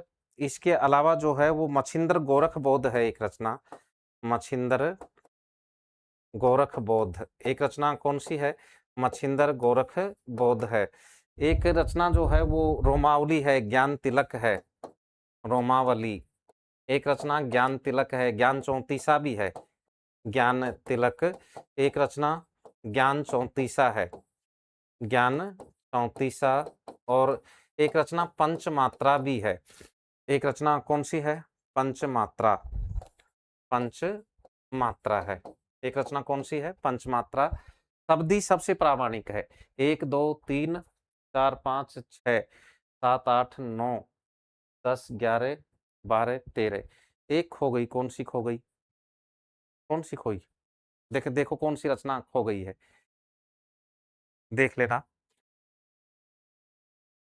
1, 2, 3, 4, 5, 6, 7, 8, 9, 10, 11, 12, 13। एक रचना कौन सी खो गई, देख लेना आप। ज्ञान तिलक, ज्ञान चौंतीसा। एक रचना मिस हो गई, कौन सी है देख लेना। 60 चक्रों वाले योग मार्ग के प्रवर्तक कौन है? मत्स्येंद्रनाथ, गोरखनाथ, जालंधरनाथ, कौन है? यह आपको बताना है। 60 चक्रों वाले योग मार्ग के प्रवर्तक हैं मत्स्येंद्रनाथ, गोरखनाथ, जालंधरनाथ या चरपटनाथ, कौन है? प्रश्न संख्या 44 का सही उत्तर क्या होगा? गोरखनाथ होगा। आचार्य रामचंद्र शुक्ल के अनुसार खुमान रासों का रचना काल है 9वीं शताब्दी, 10वीं शताब्दी, 11वीं शताब्दी, 12वीं शताब्दी। खुमान रासों का रचना काल आचार्य रामचंद्र शुक्ल के अनुसार क्या है? आचार्य रामचंद्र शुक्ल के अनुसार खुमान रासों का रचना काल है 9वीं शताब्दी, 10वीं शताब्दी, 11वीं शताब्दी या फिर 12वीं शताब्दी? शुक्ल जी के अनुसार है 9वीं शताब्दी। कौन सा है? 9वीं शताब्दी। माता प्रसाद गुप्त के अनुसार बीसल देव रासो का रचना काल है 12वीं शताब्दी, 13वीं शताब्दी, 14वीं शताब्दी या फिर 15वीं शताब्दी? माता प्रसाद गुप्त के अनुसार बीसल देव रासो का रचना काल कौन सा होगा इनमें से? माता प्रसाद गुप्त के अनुसार बीसल देव रासो का रचना काल क्या है? माता प्रसाद गुप्त इसे 14वीं शताब्दी की रचना मानते हैं। प्रश्न संख्या 47 देखिए, माता प्रसाद गुप्त ने बीसलदेव रासो की कितने छंदों की प्रति का संपादन किया है? 125, 126, 127, 128? माता प्रसाद गुप्त ने बीसलदेव रासो की कितने छंदों की प्रति का संपादन किया है? 125, 126, 127, 128? कितने छंदों की प्रति का संपादन किया है? 128 सही उत्तर होगा। प्रश्न संख्या 48 देखें, पीऊ चित्तौड़ न आवियू सावन पहली तीज, की सावन मास है, पहली तीज है, प्रियतम अभी तक चित्तौड़ नहीं आई, जो वे बाट विरहिणी, विरहिणी प्रतीक्षा कर रही है, खिन खिन अणवे खीज, प्रत्येक क्षण उसके हृदय में खीज उत्पन्न हो रही है, गुस्सा आ रहा है उसे। परमाल रासो, बीसलदेव रासो, खुमान रासो, पृथ्वीराज रासो? किस रचना की पंक्तियां हैं यह आपको बताना है। कौन सी रचना की पंक्तियां हैं? किस रचना की पंक्तियां हैं? खुमान रासो की पंक्तियां हैं। किसकी हैं? खुमान रासो की। इसके बाद में, स्त्री जन्म काई दीगहु महेश, की हे ईश्वर मुझे स्त्री जन्म क्यों दिया है, अवर जन्म थारई घनारे नरेश, की हे ईश्वर देने के लिए और भी बहुत सारे जन्म थे, कोई पशु पक्षी ही बना देते। किस रासो ग्रंथ की पंक्तियां हैं? परमाल रासो, बीसलदेव रासो, खुमान रासो, विजयपाल रासो? आलोचकों का ध्यान इस ओर बहुत कम गया है। ये जो रचना है जिसकी ये पंक्तियां हैं, ये हिंदी में स्त्री विमर्श से संबंधित पहली रचना कही जा सकती है अगर हम देखें तो किस रचना की पंक्तियां हैं? बीसलदेव रासो की है। किसकी है? बीसलदेव रासो की है। हुमायूं रासो के संबंध में असत्य कथन है। इसमें 17वीं शताब्दी के चित्तौड़ नरेश राज सिंह तक के राजाओं का वर्णन मिलता है। इस ग्रंथ की प्रामाणिक हस्तलिखित प्रति पूना के संग्रहालय में सुरक्षित है। इसमें नायिका भेद, सटऋतु आदि के वर्णनों का पूर्णतया अभाव है। यह 5000 छंदों का विशाल काव्य ग्रंथ है। हुमायूं रासो के संबंध में असत्य कथन कौन सा है? कौन सा कथन सही नहीं है? हुमायूं रासो के संबंध में असत्य कथन है। इसमें 17वीं शताब्दी के चित्तौड़ नरेश राज सिंह तक के राजाओं का वर्णन मिलता है। इस ग्रंथ की प्रामाणिक हस्तलिखित प्रति पूना के संग्रहालय में सुरक्षित है। इसमें नायिका भेद, सटऋतु आदि के वर्णनों का पूर्णतया अभाव है। यह 5000 छंदों का विशाल काव्य ग्रंथ है। भाई 5000 छंद हैं, इसमें पूर्णतया अभाव नहीं है। इसमें नायिका भेद, सटऋतु आदि के वर्णन भी मिलते हैं, अभाव नहीं है, मिलते हैं। सटऋतु वर्णन मिलता है, नायिका भेद मिलता है। किसकी मान्यता है कि बीसलदेव रासो मूलतः गेय नहीं था, यानी गाने जाने योग्य नहीं था? किसकी मान्यता है? किसकी मान्यता है कि बीसलदेव रासो मूलतः गेय नहीं था? किस विद्वान की मान्यता है यह आपको बताना है। प्रश्न संख्या 51 का सही उत्तर क्या होगा? किसकी मान्यता है कि बीसलदेव रासो मूलतः गेय नहीं था? मोतीलाल मेनारिया की मान्यता है। प्रश्न संख्या 52 देखिए, 12 वर्ष लोग कुकर जीवई, की 12 वर्ष तक कुत्ता जीवित रहता है, 13 वर्ष तक सियार जीवित रहता है, और क्षत्रिय को तो 18 वर्ष तक की जीवित रहना चाहिए। अगर 18 वर्ष आते आते वो मातृभूमि के लिए अपना बलिदान नहीं देता है तो उसके जीवन को धिक्कार है। किस रासो ग्रंथ की पंक्तियां हैं? पृथ्वीराज रासो, खुमान रासो, परमाल रासो, बीसलदेव रासो? किस की हैं? परमाल रासो। रचनाकार कौन? जगनिक है। कालिंजर के शासक परमर्दी देव की सेना में 2 शामिल वीर सरदार हैं। कौन कौन? आला और उदल। उनकी वीरता का वर्णन, जिन्होंने पृथ्वीराज चौहान के विरुद्ध युद्ध में भाग लेकर अद्भुत वीरता का प्रदर्शन करते हुए और वीर गति प्राप्त की थी। ये बुंदेली की उपबोली बनाफरी में रचित है और इसमें वीर बनाफरों के 52 युद्धों का चित्रण भी है। इसके जो पद हैं वो वर्षा ऋतु में बैसवाड़ा बुंदेलखंड के आसपास गाए जाते रहे हैं। वाटरफील्ड ने इसके पदों का अंग्रेजी में अनुवाद किया था। सबसे पहले जो फर्रुखाबाद के कलेक्टर थे उस समय के, चार्ल्स इलियट, उन्होंने 1865 ईस्वी में इसका प्रकाशन आलाखंड के नाम से करवाया था और बाद में नागरी प्रचारणी सभा काशी से श्याम सुंदर दास ने 1920 ईस्वी में इसे परमाल रासो के नाम से प्रकाशित करवाया था। प्रश्न संख्या 53 देखिए, आलेखंड का अरे ये तो मैंने बता दिया अभी। आलेखंड का प्रकाशन चार्ल्स इलियट ने किस वर्ष करवाया? 1864 ईस्वी में, 1865 ईस्वी में, 1866 ईस्वी में या 1867 ईस्वी में? आलेखंड का प्रकाशन चार्ल्स इलियट ने किस वर्ष करवाया? तो ये तो सबका सही है, 1865 ईस्वी में। प्रश्न संख्या 54 देखिए, परमाल रासो को नागरी प्रचारणी सभा काशी से किसने प्रकाशित करवाया? माता प्रसाद गुप्त ने, गौरीशंकर हीराचंद ओझा ने, श्याम सुंदर दास ने, लक्ष्मी सागर वार्ष्णेय ने? किसने करवाया था? यह आपको बताना है। परमाल रासो को नागरी प्रचारिणी सभा काशी से किसने प्रकाशित करवाया? श्याम सुंदर दास ने करवाया था। और कब करवाया था?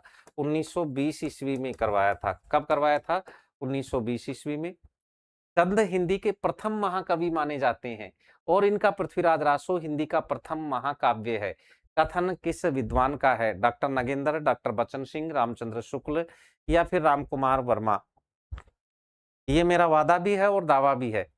आदिकाल का कोई भी प्रश्न आ जाए, टीजीटी में इसे बाहर नहीं जा सकता। ऐसी ही प्रश्नोत्तरी मैं भक्ति काल पर करवाने वाला हूँ, रीतिकाल पर करवाने वाला हूँ, भारतेंदु युग, द्विवेदी युग, छायावाद, प्रगतिवाद, प्रयोगवाद, नई कविता, साठोत्तरी कविता, समकालीन कविता और गद्य साहित्य, व्याकरण, काव्यशास्त्र सब पर करवाने वाला हूँ। बहुत डीपली अच्छी प्रश्नोत्तरियां आपके लिए रहेंगी। डॉक्टर नगेंद्र, बच्चन सिंह जी, रामचंद्र शुक्ल या रामकुमार वर्मा? तो सही उत्तर क्या होगा? रामचंद्र शुक्ल। किसकी मान्यता है कि चंद ने पृथ्वीराज के दरबार में रहकर मुक्तक रूप में रासों की रचना की थी? यह मान्यता किस विद्वान की है? चंद से मतलब चंद बरदाई से है। किसकी मान्यता है कि चंद ने पृथ्वीराज के दरबार में रहकर मुक्तक रूप में रासों की रचना की थी? मोतीलाल मेनारिया, हजारी प्रसाद द्विवेदी, रामचंद्र शुक्ल या नरोत्तम स्वामी? यह मान्यता किसकी है? नरोत्तम स्वामी के है। पृथ्वीराज रासों को मुक्तक काव्य वे मानते हैं। पृथ्वीराज रासो के छंदों का अंग्रेजी में अनुवाद किसने करवाया? ग्रियर्सन ने, चार्ल्स इलियट ने, वाटरफील्ड ने, कर्नल टॉड ने? किसने करवाया? पृथ्वीराज रासो के छंदों का अंग्रेजी में अनुवाद किसने करवाया था? ग्रियर्सन ने, चार्ल्स इलियट ने, वाटरफील्ड ने या कर्नल टॉड ने? कर्नल जेम्स टॉड ने करवाया था और उन्होंने इसका प्रकाशन भी the Royal Asiatic Society of Bengal से आरंभ करवा दिया था। इसी बीच 1875 में डॉक्टर बुलर को कश्मीर के जयानक कवि द्वारा रचित पृथ्वीराज विजय नाटक की एक खंडित प्रति प्राप्त हुई, जिसमें संयोगिता हरण का जिक्र नहीं था। तो उन्होंने उस रचना के आधार पर पृथ्वीराज रासो को सबसे पहले अप्रामाणिक घोषित कर दिया और इसका प्रकाशन भी रुकवा दिया। उसके बाद पृथ्वीराज रासो की मान्यता को लेकर विद्वान 3 भागों में विभक्त हो गए। एक तरफ वो विद्वान हैं जो इसे सर्वथा अप्रामाणिक मानते हैं, एक तरफ वो हैं जो इसे अर्ध प्रामाणिक मानते हैं और एक तरफ वो हैं जो इसे प्रामाणिक मानते हैं। तो कर्नल टॉड ने करवाया था। सोरठियो धुओ बलो भली मरवण री बात, जोबन छाई धन भली तारा छाई रात? पंक्तियां किस रचनाकार के संबंध में, किस रचना के संबंध में? राउलवेल, पृथ्वीराज रासो, ढोला मारूरा दूहा, बीसल देव रासो? ये पंक्तियां किस रचना के संबंध में हैं? सोरठियो दूहो भलो भली मरवण री बात, जोबन छाई धन भली तारा छाई रात? पंक्तियां किस रचना के संबंध में हैं? तो ढोला मारूरा दूहा। ढोला मारूरा दूहा बड़ी शानदार रचना है ना? 1473 में इसके रचनाकार जो हैं वो कल्लोल है। उन्होंने इसकी रचना की, कल्लोल कवि ने। फिर ये रचना लुप्त हो गई। इसके पद बीकानेर के आसपास गाए जाते रहे। लोगों से सुनकर पदों का संकलन किसने किया?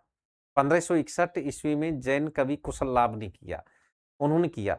और बाद में इसे 1934 ईस्वी में नागरी प्रचारणी सभा काशी से 3 विद्वानों ने संपादित करके प्रकाशित भी करवाया। एक तो नरोत्तम स्वामी है, एक सूर्यकर्ण पारिक है और एक राम सिंह है। इन 3 ने मिलकर के 1934 में इसका जो प्रकाशन है वो कहाँ से करवाया? नागरी प्रचारणी सभा काशी से करवाया। मुक्तक रचना है, वियोग श्रृंगार रस प्रधान रचना है, भाषा इसकी पुरानी राजस्थानी है और क्या शानदार रचना है इसमें।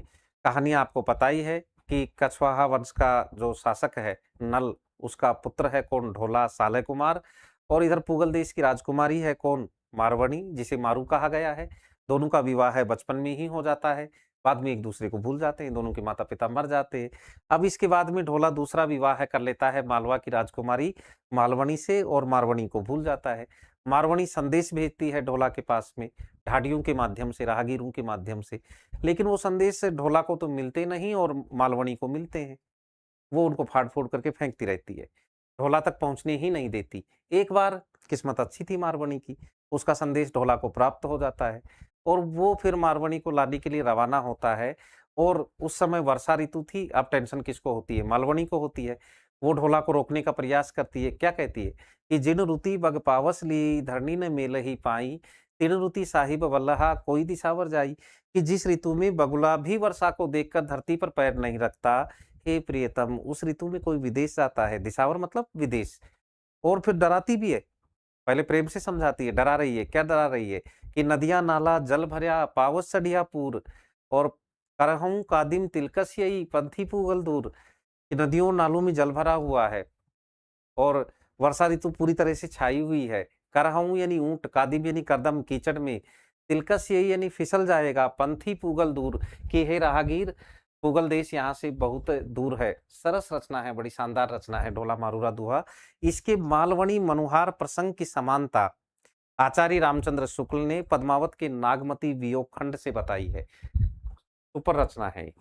इसके बाद में जयचंद प्रकाश के रचनाकार कौन है? मधुकर कवि, भट्ट केदार, श्रीधर चतुर्मल्ल। कौन है जयचंद प्रकाश के रचनाकार? इनमें से कौन है? प्रश्न संख्या 59 का सही उत्तर क्या होगा? जयचंद प्रकाश के रचनाकार कौन है, यह आपको बताना है। भट्ट केदार हैं, रचना वर्तमान में उपलब्ध है ही नहीं। दयालदास सिंघायच द्वारा रचित राठौड़ारी ख्यात में उल्लेख मिलता है। जय मयंक जस चंद्रिका के रचनाकार कौन है? भट्ट केदार, मधुकर कवि, पूरनचंद, दयालदास। जय मयंक जस चंद्रिका के रचनाकार कौन है? भट्ट केदार हैं या मधुकर कवि हैं या पूरनचंद हैं या दयालदास हैं? कौन है? मधुकर कवि है। 1186 ईस्वी की रचना है। 1186 ईस्वी की रचना है। ये दोनों ही रचनाएं उपलब्ध नहीं है। इन दोनों का जो उल्लेख है दयालदास सिंघायच द्वारा रचित राठौड़ारी ख्यात में मिलता है, जो बीकानेर के संग्रहालय में, राजकीय संग्रहालय में सुरक्षित भी है। जयचंद प्रकाश और जय मयंक जस चंद्रिका का उल्लेख किस रचना में मिलता है? मैंने पहले ही बता दिया आपको, मुझे नहीं पता था, आगे प्रश्न है। प्राकृत पेंगलम, उक्ति व्यक्ति प्रकरण, राठौड़ारी ख्यात, वर्ण रत्नाकर। जयचंद प्रकाश और जय मयंक जस चंद्रिका का उल्लेख किस रचना में मिलता है? तो किस में मिलता है? राठौड़ारी ख्यात में मिलता है। रचनाकार कौन है? रचनाकार हैं दयालदास सिंघायच। दयालदास सिंघायच रचनाकार कौन है? दयालदास सिंघायच हैं। रचनाकार दयालदास सिंघायच। यह एक अत्यधिक सरस साहित्यिक कृति है और आधुनिक भारतीय आर्य भाषा साहित्य के आदिकाल के इतिहास में बेजोड़ है। माता प्रसाद गुप्त का ये कथन किस रचना के संबंध में है? परमाल रासो, राहुल वेल, वसंत विलास, प्राकृत पेंगलम। बताइए, माता प्रसाद गुप्त का ये कथन किस रचना के संबंध में है? यह एक अत्यधिक सरस साहित्यिक कृति है और आधुनिक भारतीय आर्य भाषा साहित्य के आदिकाल के इतिहास में बेजोड़ है। माता प्रसाद गुप्त का ये कथन किस रचना के संबंध में है, यह आपको बताना है। तो किस रचना के संबंध में है? वसंत विलास के संबंध में है। वसंत विलास का रचना काल भी अज्ञात है, रचनाकार भी अज्ञात है और इसके 84 छंद मिले हैं और स्त्रियों पर वसंत ऋतु के मादक प्रभाव का इसमें चित्रण हुआ है। इसके जो प्रथम संपादक थे वो केशवलाल हरसाद राय ध्रुव थे।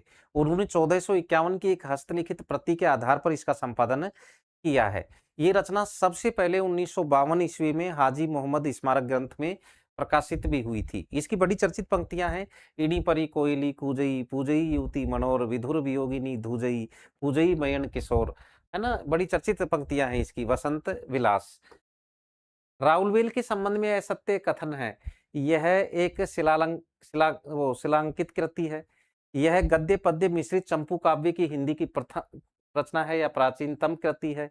राउलवेल से हिंदी में नक्सिक वर्णन की श्रृंगार परंपरा आरंभ होती है। इसका रचनाकाल 11वीं शताब्दी है। कौन सी बात यहाँ सही नहीं है? प्रश्न संख्या कितना है? 63। रचनाकाल 11वीं शताब्दी नहीं है, रचनाकाल जो है वो 10वीं शताब्दी है। 10वीं शताब्दी है। रचनाकार रोडा कवि हैं। रचनाकार कौन है? रचनाकार हैं रोडा कवि। रचनाकार कौन है? रोडा कवि हैं। और देखिए, कर्नल जेम्स टॉड ने ही सबसे पहले इस रचना के बारे में जानकारी दी थी उन्होंने इसे मुंबई के प्रिंस ऑफ वेल्स संग्रहालय में रखवाया था, आज भी रखी हुई है। और मैंने आपको ये भी बताया था कि 23 शिलालेख हैं। कौन-कौन से शिलालेख गायब हैं, ये भी मैंने आपको लिखवा रखा है। इसमें कलचुरी राजवंश के किसी शासक के, किसी सामंत की 7 नायिकाओं का चित्रण है, जो अलग-अलग प्रदेशों की रहने वाली है, अलग-अलग भाषाएँ बोलती है। पहली नायिका महाराष्ट्रियन है, और तो 7 भाषाएँ बोलती हैं, राजस्थानी मुख्य है। इसकी जो भाषा मुख्य है वो कौन-सी है? राजस्थानी मुख्य है। 7 भाषाओं के शब्द इसमें मिलते हैं, जिनमें राजस्थानी मुख्य है। तो फिलहाल तो ये हो जाएगा यहाँ पर कि इसका रचना काल 11वीं शताब्दी है। जी नहीं, रचना काल क्या है? 10वीं शताब्दी है। ये सब लिखवा रखा है आपको। इणी परी कोयली कूजई पूजई युवती मनोर विधुर वियोगिनी धूजई कूजई मयण किशोर। इस रचना की पंक्तियां हैं ढोला मारूरा दूहा, राहुल वेल, परमाल रासो, वसंत विलास। अभी थोड़ी देर पहले ही मैंने बोलकर ये पंक्तियां आपको बता दी है। तो किस रचना की पंक्तियां हैं ये? वसंत विलास की हैं। किसकी हैं? वसंत विलास की हैं।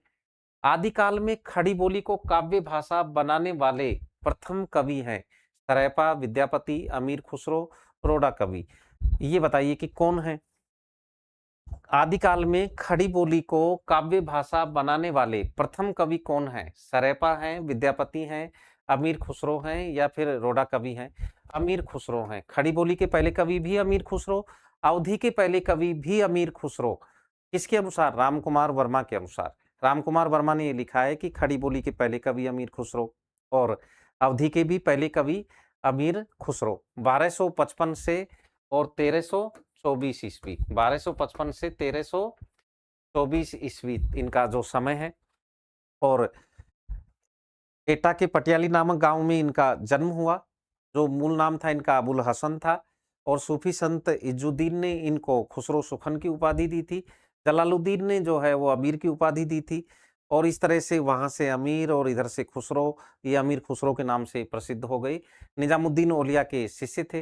निजामुद्दीन औलिया इनको बहुत पसंद करते थे। ये कहते थे कि जब खुदा मुझसे पूछेगा कि संसार में तुम्हारी उपलब्धि क्या है, तो मैं खुसरो को आगे कर दूंगा। खुसरो भी अपने गुरु के प्रति बहुत श्रद्धा रखते थे। जब निजामुद्दीन औलिया का देहांत हुआ तो अमीर खुसरो कंधार गए हुए थे, आए और एक दोहा पढ़ा, गोरी सोवे सेज पर मुख पर डारे केस, चल खुसरो घर आपने रैन भई चहूं देश। बहुत सारे उपनाम इनके आपको लिखवा रखे। तुर्की अल्लाह है। इनको कवियों में महाकवि भी कहा गया है। कवियों में राजकुमार जो है वो इनको कहा गया है। तोताए हिंद, तूतीए हिंद, 11 सुल्तानों का उत्थान पतन इन्होंने देखा। इनकी रचनाओं की संख्या कितनी मानी जाती है? 99 मानी जाती है। रचनाओं की संख्या कितनी मानी जाती है? 99। जो मुख्य रचनाएं हैं इनकी, वो कौन कौन सी हैं? मुख्य रचनाएं हैं, देखो, एक तो गजल है। हिंदी में गजल के प्रवर्तक माने ही अमीर खुसरो जाते हैं। हिंदी में गजल के प्रवर्तक कौन? अमीर खुसरो। आधुनिक गजल के प्रवर्तक कौन है? दुष्यंत कुमार हैं। लेकिन गजल के जो प्रवर्तक हैं वो कौन है? अमीर खुसरो। नूह सिपहर इनकी ऐसी रचना है जिसमें भारतीय बोलियों का विस्तार से वर्णन किया गया है। आशिक ऐसी रचना है जिसमें जी खोलकर हिंदी की प्रशंसा इन्होंने की है। बाकी और भी रचनाएं आपको लिखवा रखी है। हालात ए कन्हैया है, नजरानी ए हिंद है, दो सखुने हैं, मुकरियां हैं, पहेलिया है ना। तो ये बहुत सारी रचनाएं मैंने आपको इनकी लिखवा रखी हैं। लेकिन खालिक बारी शब्दकोश है। तो हिंदी में गजल के प्रवर्तक अमीर खुसरो। आदिकाल में मनोरंजन पूर्ण साहित्य लिखने वाले एकमात्र कवि जो हैं वो खुसरो हैं। नोह सिपर में भारतीय बोलियों का विस्तार से वर्णन। आशिक में हिंदी की जी खोलकर प्रशंसा की है। खालिक बारी जो है वो शब्दकोश है। खालिक बारी क्या है? शब्दकोश है। तो इनके बारे में हमने अच्छे से पढ़ रखा है। यह रचना अधिक से अधिक विक्रमीय 14वीं सदी के मध्य, ईसवी 13वीं सदी की होनी चाहिए। वसंत विलास के संबंध में यह मान्यता किस विद्वान की है? प्रश्न संख्या 66 का सही उत्तर क्या होगा? यह मान्यता किस विद्वान की है? यह रचना अधिक से अधिक विक्रमीय 14वीं सदी के मध्य, ईसवी 13वीं सदी की होनी चाहिए। वसंत विलास के संबंध में यह मान्यता किस विद्वान की है? रामचंद्र शुक्ल, बच्चन सिंह जी, नामवर सिंह जी, या फिर माता प्रसाद गुप्त? ये मान्यता माता प्रसाद गुप्त की है। प्रश्न संख्या 67 देखिए। वसंत विलास के संबंध में असत्य कथन है। ये जितने भी कथन दे रखे हैं ये थोड़ी देर पहले मैंने आपको बोलकर बता भी दिए हैं। यह रचना सर्वप्रथम हाजी मोहम्मद स्मारक ग्रंथ में 1952 में प्रकाशित हुई थी। केशवलाल हरसाद राय ध्रुव इसके प्रथम संपादक थे। इसमें 84 छंदों में बसंत और स्त्रियों पर उसके विलासपूर्ण प्रभाव का मनोहारी चित्रण किया गया है। यह करुण रस प्रधान रचना है। तो करुण रस प्रधान नहीं है भाई, ये तो श्रृंगार रस प्रधान रचना है, करुण नहीं होगा, श्रृंगार रस प्रधान है और उसमें भी वियोग श्रृंगार की प्रधानता है। तो कैसी है? वियोग श्रृंगार रस प्रधान रचना है ये। प्रश्न संख्या 68 देखिए, वेद पढ़ब स्मृति अभ्यासी, कि वेद पढ़ो, स्मृतियों का अभ्यास करो, पुराणों को देखो और धर्म करो। किस रचना की पंक्तियां हैं? वर्ण रत्नाकर, बसंत विलास, राउलवेल, उक्ति व्यक्ति प्रकरण। कौन सी रचना की पंक्तियां हैं यह आपको बताना है। कौन सी रचना की पंक्तियां हैं? प्रश्न संख्या 68 का सही उत्तर क्या होगा? कौन सी रचना की पंक्तियां हैं? प्रश्न संख्या 68 का सही उत्तर क्या होगा? उक्ति व्यक्ति प्रकरण। उक्ति व्यक्ति प्रकरण के रचनाकार कौन है? दामोदर शर्मा या दामोदर भट्ट भी कह सकते हैं। महाराज गोविंद चंद्र के सभा पंडित थे। महाराज गोविंद चंद्र का समय 1154 ईस्वी के आसपास माना जाता है। बनारस के शासक थे ये और उनके पुत्रों को शिक्षा देने के लिए ही उक्ति व्यक्ति प्रकरण की रचना भी की गई थी। मूलतः ये व्याकरण ग्रंथ है, तो उसी की पंक्तियां हैं ये। हजारी प्रसाद द्विवेदी के अनुसार वर्ण रत्नाकर का रचना काल है 13वीं शताब्दी, 14वीं शताब्दी, 15वीं शताब्दी या फिर 16वीं शताब्दी। यह आपको बताना है। हाँ, 1154 है तो 12वीं शताब्दी कह ही सकते हैं। 1100 तक 11 शताब्दी या पूरी 1101 शुरू होते ही 12वीं शताब्दी, बिल्कुल सही है। हजारी प्रसाद द्विवेदी के अनुसार वर्ण रत्नाकर का रचना काल क्या है? हजारी प्रसाद द्विवेदी के अनुसार क्या है यह आपको बताना है। वर्ण रत्नाकर का रचना काल हजारी प्रसाद द्विवेदी क्या मानते हैं? 14वीं शताब्दी मानते हैं। कौन है? ज्योतिरीश्वर ठाकुर। ज्योतिरीश्वर ठाकुर। सिद्धों के बारे में सबसे पहले जानकारी इसी रचना से प्राप्त होती है। ये मैथिली का आद्य ग्रंथ भी है। इसे मैथिली का विश्व कोश भी कहा जाता है और एक तरह से ये पर्यायवाची कोश है ये रचना।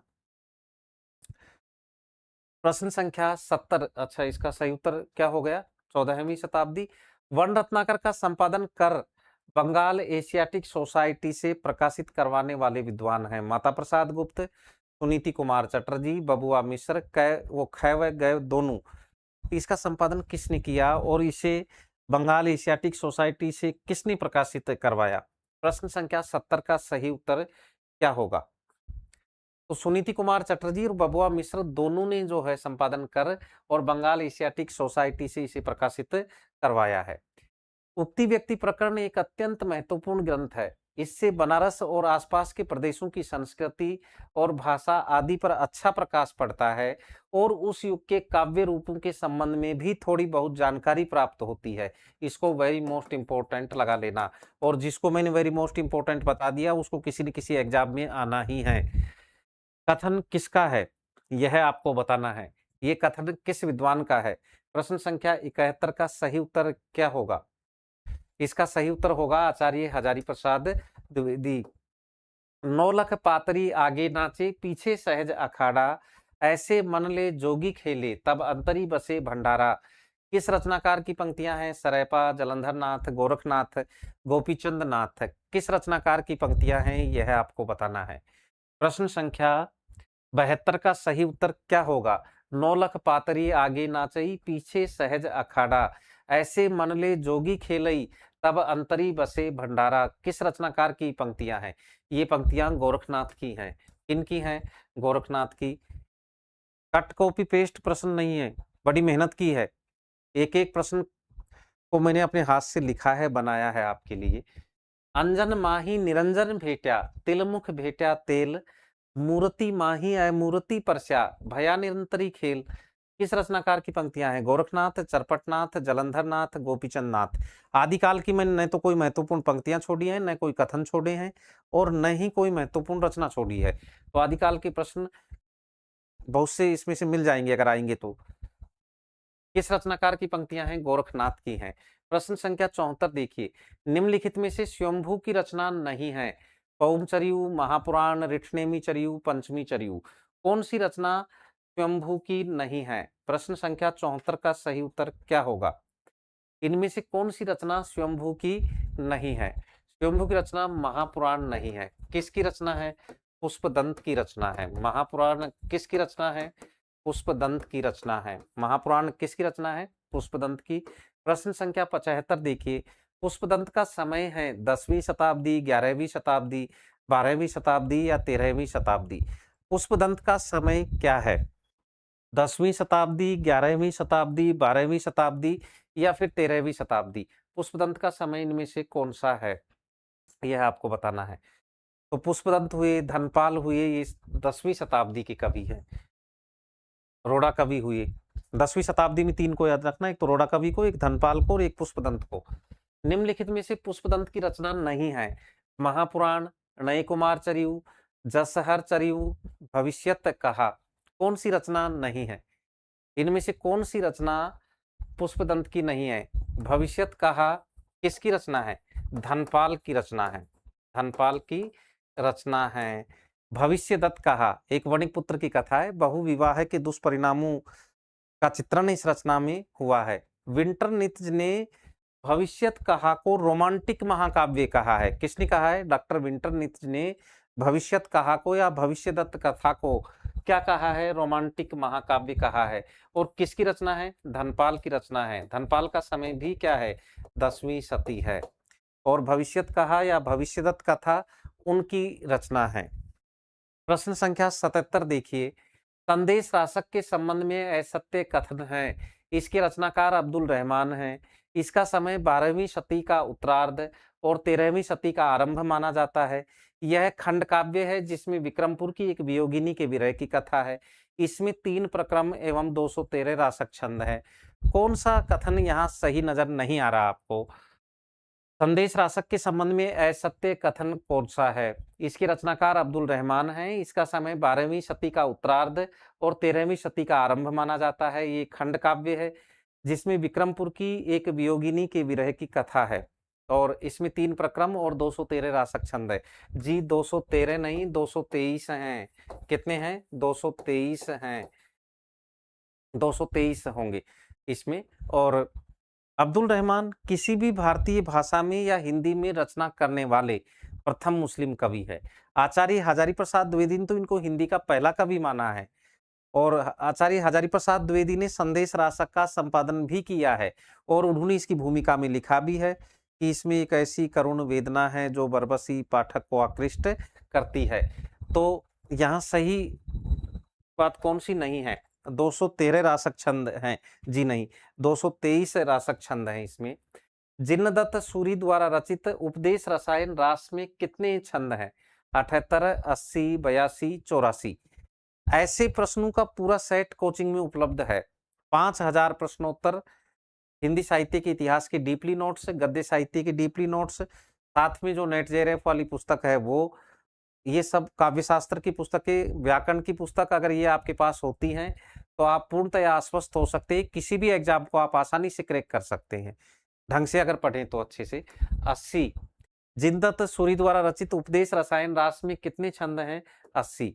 जिस लेवल की हम प्रश्नोत्तरी करवाते हैं उसी लेवल से हम पढ़ाते भी हैं। हमारे नोट्स में कोई भी बात इन प्रश्नों में जो आपको दिखाई दे रही है वो नोट से बाहर नहीं है। अपभ्रंश में दोहा काव्य का आरंभ किस रचना से माना जाता है? राम सिंह द्वारा रचित पाहुड़ दोहा से, जोइंदू द्वारा रचित परमात्म प्रकाश एवं योगसार से, जिनदत्त सूरी द्वारा रचित उपदेश रसायन रास से, स्वयंभू द्वारा रचित पौम चरियू से। अपभ्रंश में दोहा काव्य का आरंभ इनमें से किस रचना से माना जाता है? वेरी गुड, 1500 विद्यार्थी इस समय लाइव हैं। बड़ी खुशी हो रही है ये देखकर।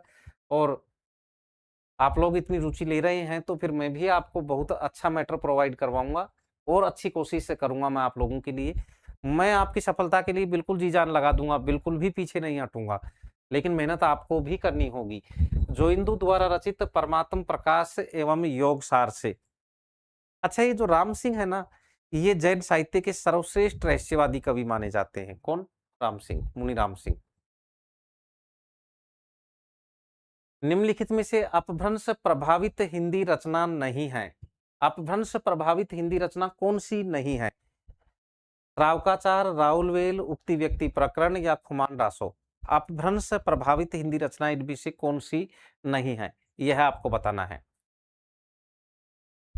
अपभ्रंश प्रभावित रचना नहीं है खुमान रासो। सिद्ध साहित्य है, नाथ साहित्य है और ये जो आपके श्रावकाचार है, राहुल वेल है, उक्ति व्यक्ति प्रकरण है, ये अपभ्रंश प्रभावित हैं, खुमान रासो नहीं है। प्रश्न संख्या 81, विक्रम की 7वीं शताब्दी से 11वीं शताब्दी तक अपभ्रंश की प्रधानता रही और फिर वह पुरानी हिंदी में परिणत हो गई, मान्यता किस विद्वान की है? रामचंद्र शुक्ल, हजारी प्रसाद द्विवेदी, चंद्रधर शर्मा गुलेरी, डॉक्टर बच्चन सिंह। विक्रम की 7वीं शताब्दी से 11वीं शताब्दी तक अपभ्रंश की प्रधानता रही और फिर वह पुरानी हिंदी में परिणत हो गई, मान्यता किस विद्वान की है? रामचंद्र शुक्ल, हजारी प्रसाद द्विवेदी, चंद्रधर शर्मा गुलेरी या फिर डॉक्टर बच्चन सिंह। यह मान्यता चंद्रधर शर्मा गुलेरी की है। अपभ्रंश को पुरानी हिंदी जो है, अपभ्रंश उत्तर अपभ्रंश को पुरानी हिंदी किसने कहा है? चंद्रधर शर्मा गुलेरी ने, हालांकि शुक्ल जी ने भी कहा है, लेकिन ये कथन फिलहाल किसका है? चंद्रधर शर्मा गुलेरी का है। अपभ्रंश का खास छंद है छपै, चौपाई, दोहा, गाथा। अपभ्रंश का खास छंद इनमें से कौन सा है? छपै है, चौपाई है, दोहा है या फिर गाथा है? अपभ्रंश का खास छंद है दोहा। अपभ्रंश का लाडला छंद भी कहा जाता है दोहा या दोहा। गाथा प्राकृत का खास छंद है। गाथा की अगर हम बात करें तो प्राकृत का खास छंद है, खास छंद है। प्राकृत का खास छंद कौन सा है? गाथा। और अपभ्रंश का लाडला या फिर खास छंद कौन सा है? दोहा है। दोहा की जगह दोहा भी आ सकता है। लेसा बिस्तोक्स नामक फ्रांसीसी ग्रंथ में सरैपा और कृष्णपाद के पदों का संपादन करने वाले विद्वान कौन है? गारसाद तासी, करीमुद्दीन, अबू बकर, शहीदुल्लाह। कौन है? प्रश्न संख्या 83 का सही उत्तर क्या होगा यह आपको बताना है। लेसा बिस्तोक्स नामक फ्रांसीसी ग्रंथ में सरैपा और कृष्णपाद के पदों का संपादन करने वाले विद्वान इनमें से कौन है यह आपको बताना है। प्रश्न संख्या 83 का सही उत्तर क्या होगा? तो कौन है? शहीदुल्लाह हैं। कब किया? 1928 ईस्वी में। कब किया? 1928 ईस्वी में किया था। इसको भी मोस्ट इंपोर्टेंट लगा लेना, वेरी मोस्ट इंपोर्टेंट है। प्रश्न संख्या 84 देखिए, सिद्धों की वाणियों का बोधगान और दोहा नाम से संकलन एवं संपादन करने वाले विद्वान हैं राहुल सांकृत्यायन, विधु शेखर शास्त्री, हरप्रसाद शास्त्री, प्रबोध चंद्र बागची। सिद्धों की वाणियों का बोधगान और दोहा नाम से संकलन एवं संपादन करने वाले विद्वान कौन है? राहुल सांकृत्यायन है, विधु शेखर शास्त्री हैं, हरप्रसाद शास्त्री हैं या प्रबोध चंद्र बागची हैं? कौन है? हरप्रसाद शास्त्री हैं। कब किया? 1917 ईस्वी में, बांग्ला अक्षरों में, बांग्ला अक्षरों में किया। ये भी थोड़ा सा ध्यान रखें, बांग्ला अक्षरों में किया। किसने किया? हरप्रसाद शास्त्री ने। सिद्ध साहित्य का पता लगाने वाले प्रथम विद्वान हैं ही हरप्रसाद शास्त्री। सिद्ध साहित्य का पता लगाने नेपाल के राजकीय पुस्तकालय से 1907 में उन्होंने सिद्धों की वाणियों की नकल प्राप्त की और बाद में उसे संपादित कर 1917 में बांग्ला अक्षरों में बोधगान और दोहा के नाम से प्रकाशित करवाया। प्रश्न संख्या 85 देखिए, जिमी लोन विलज्जई पानी यही, कि जैसे नमक पानी में विलीन हो जाता है, तिम यानी ऐसे ही घरिणी लई चित्त, चित्र नहीं है, चित्त है, कि ऐसे पत्नी में हृदय लगाओ और जो बाहर की है उनकी तरफ मत देखो। ये किसने कह डाला? किसने कहा है कि जिमी यानी जैसे, लोन यानी लवण, विलिजई यानी विलय हो जाता है, मिल जाता है, पानी यही यानी पानी में, तिम यानी ऐसे ही, घरिणी यानी पत्नी में, लई चित्त हृदय लगाओ। किस सिद्ध कवि की पंक्ति है यह आपको बताना है। प्रश्न संख्या 85 का सही उत्तर क्या होगा यहाँ पर? और ये पंक्तियां हैं कण्हैपा की। किसकी हैं? पंक्ति कण्हैपा की है। निम्नलिखित में से कौन सा कथन सही नहीं है? बौद्ध सिद्धों द्वारा रचित चर्यापद एक प्रकार के गीत हैं जो अनुष्ठानों के समय गाए जाते हैं। सिद्धों के दोहों की रचना अवहट्ट में हुई है तो चर्या गीत परिनिष्ठित अपभ्रंश में है। सहजयान वज्रयान की सिद्धावस्था है। बौद्ध सिद्ध निरीश्वरवादी थे। इनमें से कौन सा कथन सही नहीं है? बुक्स ऑनलाइन भी मिल जाएंगी, आप इन नंबरों पर व्हाट्सएप मैसेज करना, मैं आपको डेमो पीडीएफ भी भेज दूंगा, सभी बुक्स की डेमो पीडीएफ भेज दूंगा। पहले 1-2 दिन अच्छे से उनको देखना, जल्दबाजी में डिसीजन मत लो, अच्छे से पढ़ के देखो। जो डेमो पीडीएफ है मैं दुनिया भर के डेमो पेज भेज दूंगा आपको, उनको देखें आप और फिर डिसीजन लें, मेरे कहने पर न जाएं, क्योंकि अपनी रचना की तो सभी प्रशंसा करते हैं, तुलसीदास जी भी कह गए हैं, निज कवित के ही लागन नीका, चाहे हो सरस चाहे अति फीका। तो एक बार आप पेज देखें और फिर वो करें। यहाँ ये बात सही नहीं है, सिद्धों के दोहों की रचना अवहट्ट में हुई जी नहीं, उल्टा हो गया ये। वो यहाँ होना चाहिए परिनिष्ठित अभ्रंश, परिनिष्ठित अभ्रंश होना चाहिए था यहाँ पर, अभ्रंश। और जो परिचर्या गीत हैं वो अवहट्ट में है, वो किस में है, अवहट्ट में है, मतलब इसको उल्टा कर दिया है यहाँ पर, वो अवहट्ट में है, बाकी बातें सब सही हैं। बौद्ध सिद्धों द्वारा रचित चर्यापद एक प्रकार के गीत हैं जो अनुष्ठानों के समय गाए जाते हैं, बिल्कुल सही है। सिद्धों के दोहों की रचना परिनिष्ठित अभ्रंश में हुई है, तो चर्या गीत जो है ना वो अवहट्ट में है। सहजयान तो वज्रयान की ही सिद्धावस्था है, इसमें क्या शक है। और बौद्ध सिद्ध निरीश्वरवादी थे, नाथ सिद्ध जो थे वो ईश्वरवादी थे, उनका ईश्वर में विश्वास था। तो यहाँ सही बात कौन सी नहीं होगी, ख नहीं होगी। हजारी प्रसाद द्विवेदी ने गोरखनाथ की कितनी रचनाओं का उल्लेख किया है, 27, 28, 29, 30। हजारी प्रसाद द्विवेदी ने गोरखनाथ की कितनी रचनाओं का उल्लेख किया है, यह आपको बताना है। हजारी प्रसाद द्विवेदी जी की बड़ी शानदार रचना है नाथ संप्रदाय, 28 रचनाओं का उल्लेख किया है। हालांकि हजारी प्रसाद द्विवेदी ये भी लिखते हैं कि वास्तव में ये सभी रचनाएं गोरखनाथ द्वारा रचित नहीं हैं। हजारी प्रसाद द्विवेदी आगे ये बात भी कह देते हैं। फिलहाल सही उत्तर क्या होगा, 28 रचनाओं का उल्लेख किया है। सिद्धों और योगियों की रचनाएं साहित्य कोटि में नहीं आती, और योग धारा काव्य या साहित्य की कोई धारा नहीं मानी जा सकती। मान्यता किस विद्वान की है, रामचंद्र शुक्ल, हजारी प्रसाद द्विवेदी, बच्चन सिंह जी, गणपति चंद्र गुप्त। यह मान्यता किस विद्वान की है, सिद्धों और योगियों की रचनाएं साहित्य कोटि में नहीं आती और योग धारा काव्य या साहित्य की कोई धारा नहीं मानी जा सकती। मान्यता किस विद्वान की है, आचार्य रामचंद्र शुक्ल की है। किसकी है, आचार्य रामचंद्र शुक्ल की। प्रश्न संख्या 89 देखिए, नेमिनाथ चरियू के रचनाकार कौन हैं। ये सब रचनाएं आपको लिखवा रखी हैं बहुत अच्छे से। नेमिनाथ से संबंधित 10 रचनाएं मैंने आपको लिखवा रखी हैं। तो कौन है नेमिनाथ चरियू के रचनाकार, नेमिनाथ चरियू के रचनाकार हरिभद्र सूरी हैं। 1159 ईस्वी में है ये रचना। कब है, 1159 ईस्वी में है। नेमिनाथ से संबंधित रचनाएं एक जगह लिखवा रखी थी मैंने आपको, बहुत सारी 10 रचनाएं कम से कम लिखवा रखी हैं। नेमिनाथ चौपाई की रचनाकार कौन है, धर्मसूरी, लखन मुनि, विनय चंद्र सूरी, नय नंदी। नेमिनाथ चौपाई के रचनाकार कौन है, यह आपको बताना है। नेमिनाथ चौपाई के रचनाकार विनय चंद्र सूरी हैं और 1200 ईस्वी में है ये रचना। कब है, 1200 ईस्वी में है। रचना काल भी याद रखें। नेमिनाथ चौपाई के रचनाकार कौन है, विनय चंद्र सूरी हैं। जो विद्यार्थी टीजीटी का एग्जाम दे रहे हैं ना, मेरी काव्य शास्त्र की पुस्तक को अवश्य देख लेना एक बार, विशेषकर काव्य गुण, दोष, अलंकार, छंद जो एक्स्ट्रा उसमें दिए हुए हैं, और पेपर को मिला लेना उस पुस्तक में से टीजीटी का जो हो चुका कि कितने प्रश्न फंसे हैं। काव्य दोष का जो कठिन प्रश्न पूछा गया था वो भी उसमें दिया हुआ था, उसको जरूर पढ़े, अच्छे से बार बार पढ़ते रहे। बाकी काव्य शास्त्र पर मैंने काफी कुछ आपको करवा भी रखा है और भी करवा दूंगा। मेरुतुंग द्वारा रचित प्रबंध चिंतामणि का रचना काल है 1304 ईस्वी, 1306 ईस्वी, 1308, 1310 ईस्वी। क्या है, यह आपको बताना है। मेरुतुंग द्वारा रचित प्रबंध चिंतामणि का रचना काल इसमें से कौन सा है।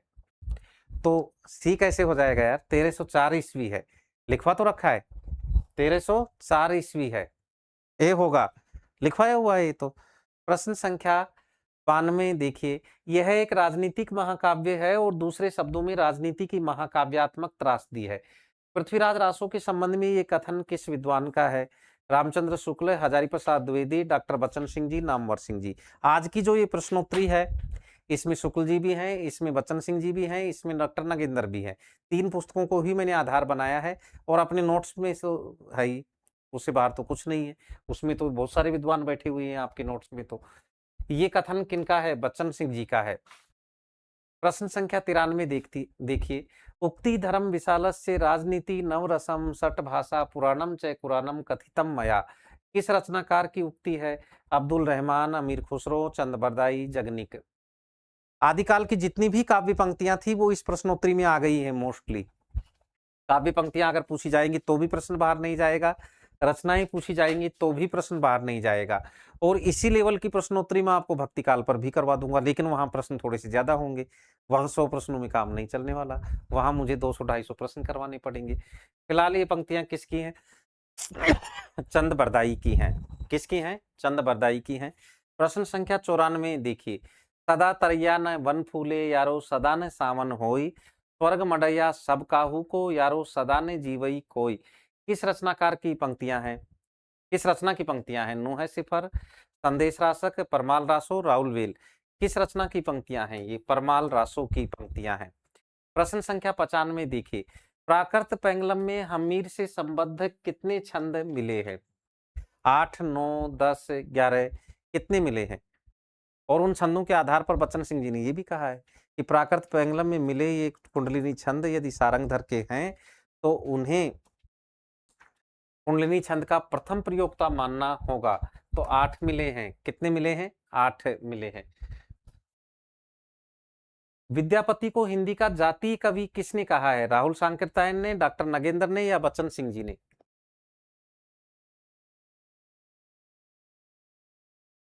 विद्यापति को हिंदी का जातीय कवि किसने कहा है? राहुल सांकृत्यायन ने, डॉक्टर नगेंद्र ने, बच्चन सिंह जी ने या रामकुमार वर्मा ने? किसने कहा है? बच्चन सिंह जी ने कहा है। प्रश्न संख्या 97 देखिए, विद्यापति ने अपनी किस रचना को कहानी कहा है? पुरुष कहानी, हो कहूं, जासू पत्थावे पुन्नू। किस रचना को कहा है? विद्यापति ने अपनी किस रचना को कहानी कहा है? तो किस रचना को कहा है? कीर्ति लता को कहा है। इसमें 4 सर्ग हैं। सर्गों का नाम क्या है? पल्लव है। हजारी प्रसाद द्विवेदी के अनुसार ये भृंग भृंगी संवाद में रचित है।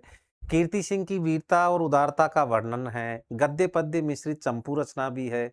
जौनपुर का वर्णन भी इसमें मिलता है ना।